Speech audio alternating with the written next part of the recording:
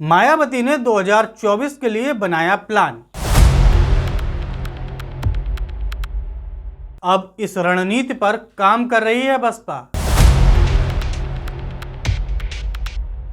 ऐसे उम्मीदवारों की तलाश करेंगी बसपा सुप्रीमो।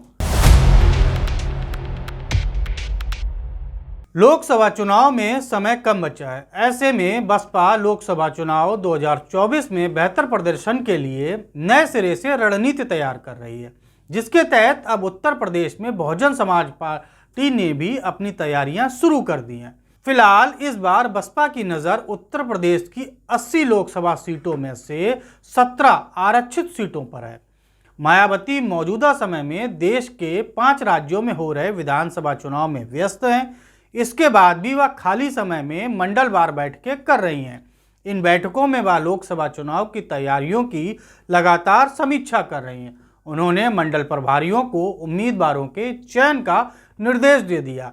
दरअसल साल 2019 में हुए लोकसभा चुनाव में बसपा ने नगीना और लालगंज आरक्षित वर्ग की 2 सीटों पर अपने नाम की थी। वहीं दूसरी अन्य सीटों जो आरक्षित थी वहां पर भी बसपा काफी कम अंतर से हारी थी। ऐसे में अब इन आरक्षित सीटों को जीतने के लिए मायावती ने नए सिरे से रणनीति बनाते हुए लोकसभा में ज्यादा से ज्यादा सीटें अपने नाम करने के लिए कॉर्डर के अंदर ही उम्मीदवारों की तलाश शुरू कर दी है। बसपा प्रमुख मायावती लोकसभा चुनाव खुद के दम पर लड़ने का ऐलान कर चुकी हैं। उन्होंने किसी भी गठबंधन में शामिल होने से इनकार कर दिया है। ऐसे में दावा है कि पार्टी को सभी सीटों पर मजबूती से चुनाव लड़ने के लिए संगठन का विस्तार किया जाए।